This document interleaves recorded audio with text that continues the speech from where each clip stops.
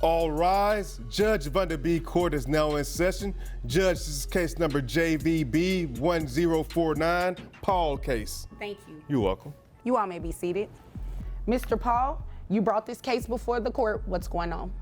Well, Your Honor, my daughter, who's living some type of life that I have no idea what it is, she drops her kids off every day and does what she wants to and doesn't leave any money for food or for any kind of things that the kids need. So I need some help financially because she doesn't give me anything. I mean, just me giving my money out of my pocket that I retired with.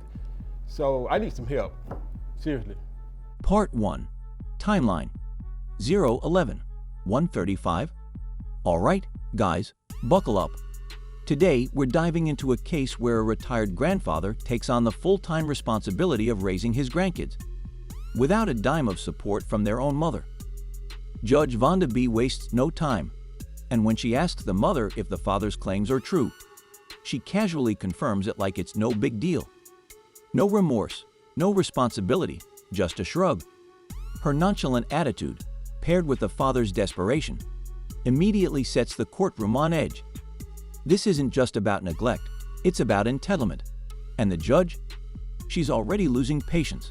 Watch closely, because the cracks in this mother's credibility start right here.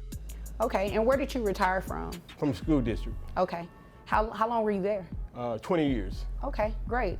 Thank you for your service. Thank you. And thank you for taking in your daughter's kids, because they could be a number of places, but thankfully they're with a grandparent.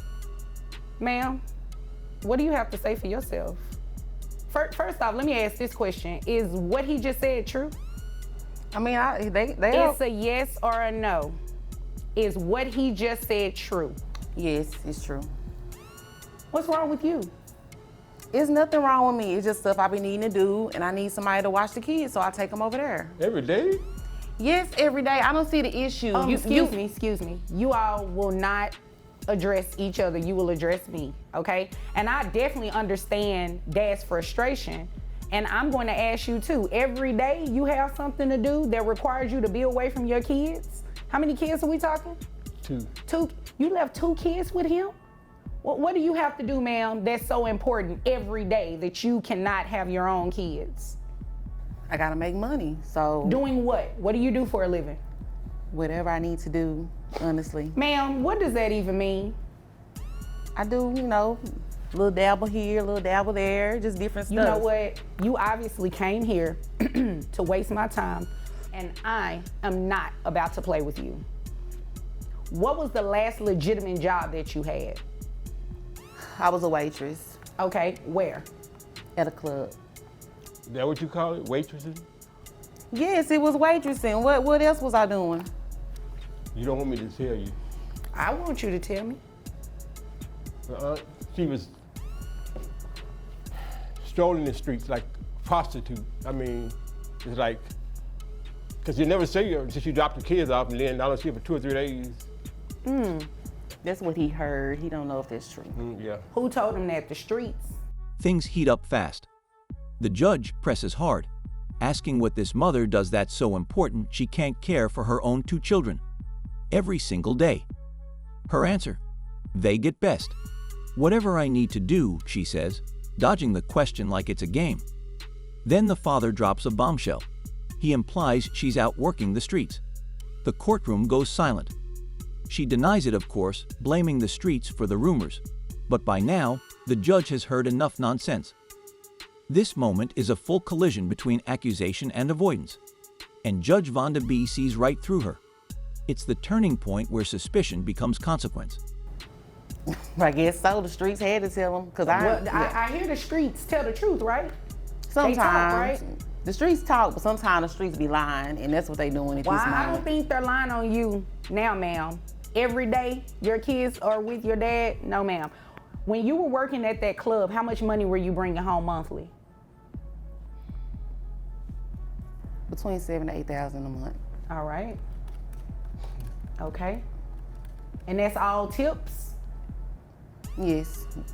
Okay. All right. So what I am going to do is base your child support on that $7,000 a month. So that would bring your yearly salary to $84,000 a year. Yeah, you can shake your head all you want to, but that's exactly what I'm going to do, ma'am. This is extremely disappointing that you leave your kids every day with your dad and you're not giving him any type of financial support. What are these kids on, they receive any type of government assistance or anything? She gets food stamps every month. Oh, and I no, don't ma'am. see any. You get food stamps? Where are the food stamps going? In my house. Who lives in your house besides you that need the food? Because your kid's over here with your dad.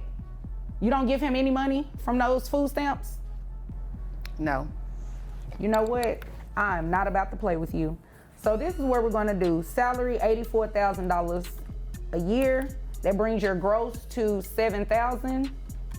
Your net to $5,508.87, which will make your child support obligation $1,377. Now you said that you were receiving, don't look confused, I don't even want to hear it. That's too, I can't pay that every month. You were not making those faces when you were out in those streets. Judge Vonda B is done playing. She learns the mother receives food stamps, but doesn't even share them with the grandfather caring for her kids. Add insult to injury. The judge finds out there's Medicaid involved, which legally requires reimbursement. The final child support order? $1,873 per month. The mother's stunned, but the judge hits back with brutal clarity. You weren't confused when you were out in the streets, so don't act confused now. This is the emotional gut punch. No dodging, no excuses. Just cold, hard accountability served up with the judge's precision. The courtroom is silent, but the message is thunderous. Excuse me, don't come in here trying to make those faces. I am not trying to hear it. I've heard enough. Your Honor. And you are in the wrong. Yes, sir. She has a man living with her too, so just in case you didn't know. You that. don't need to tell her who in my house though, Daddy, You like know for what? real. Okay. I'm just telling the truth. I mean, it is what it it is. sounds like And Daddy you're telling just the truth. tattling.